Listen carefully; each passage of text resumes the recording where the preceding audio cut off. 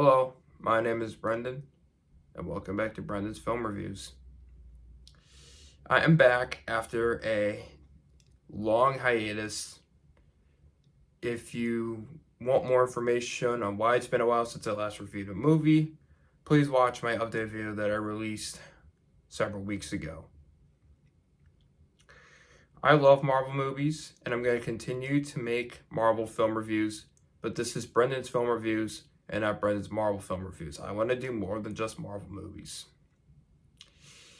And with this in mind, I decided I wanted to do a review on a movie that's more recent. So with that, I went to go watch Zootopia 2 in cinema several days ago. I want to start by prefacing that this is a non-spoiler review. I will not spoil anything in this movie. This is just a quick little review, and I will not spoil anything in this film. So you do not have to worry about spoilers or anything like that. This is a non-spoiler review. Before I go into my thoughts on Zootopia 2, I want to talk about my thoughts on the first Zootopia. Zootopia was a very nice surprise. The film is more than just a kid's movie with talking animals in it. It had a message, and a powerful message at that they don't throw into your face. It's handled very well and executed very well, and it gives this movie meaning, and it makes it worth watching at least once. I also like the banter between the characters.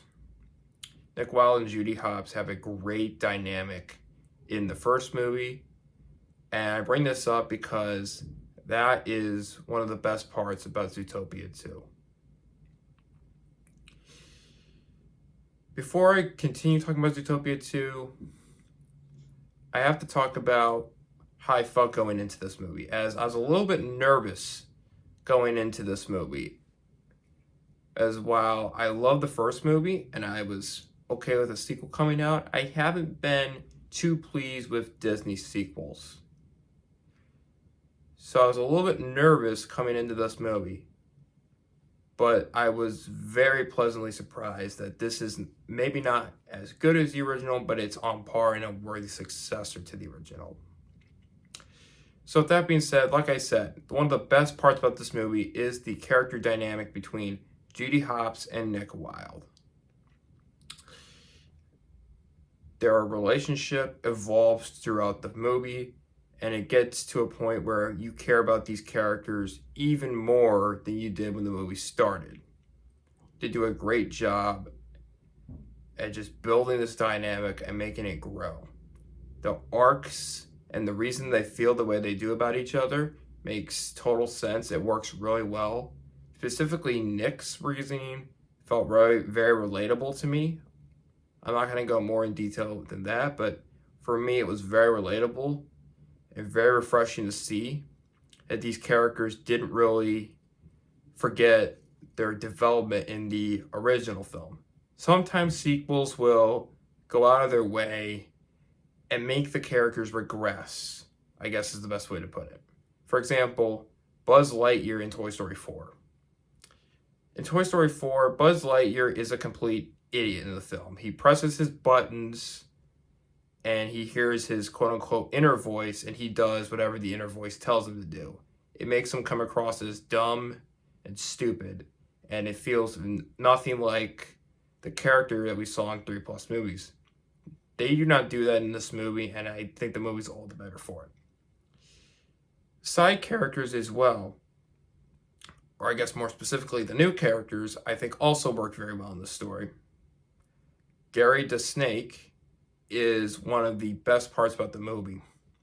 Without going into detail, his backstory and why he's doing what he's doing and why he wants, or more specifically, his motivations are very, very well done, and it makes you feel and care for this character and his goals. The other new character is a beaver. Unfortunately, I don't really remember her name at all. I was a little bit nervous by her character, as I was worried she was going to be annoying throughout the movie, but To my surprise, she wasn't annoying at all and actually gave some laughs throughout the film.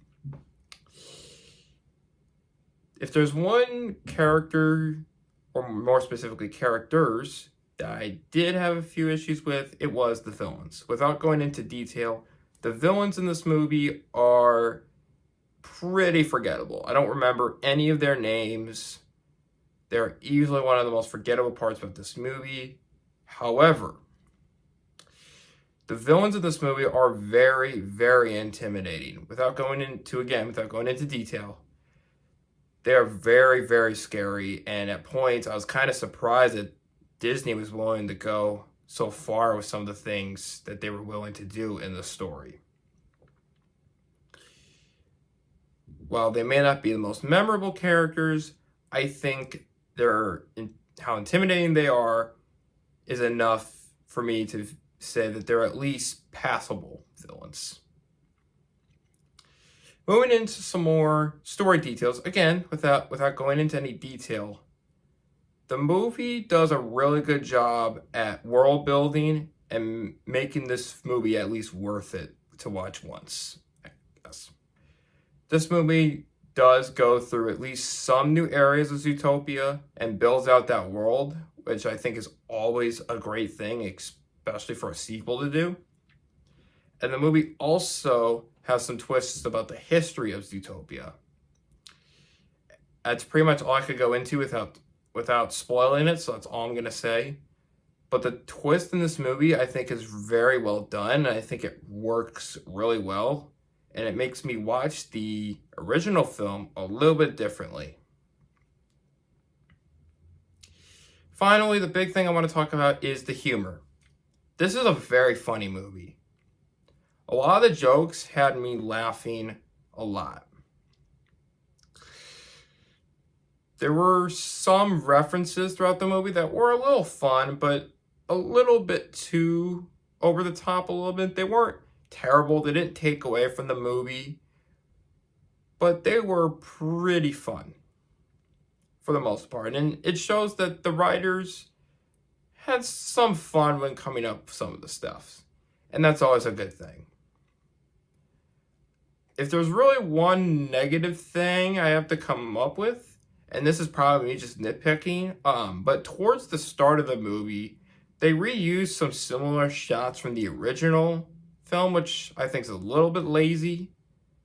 But that might just be me just nitpicking, and that might just be a normal thing.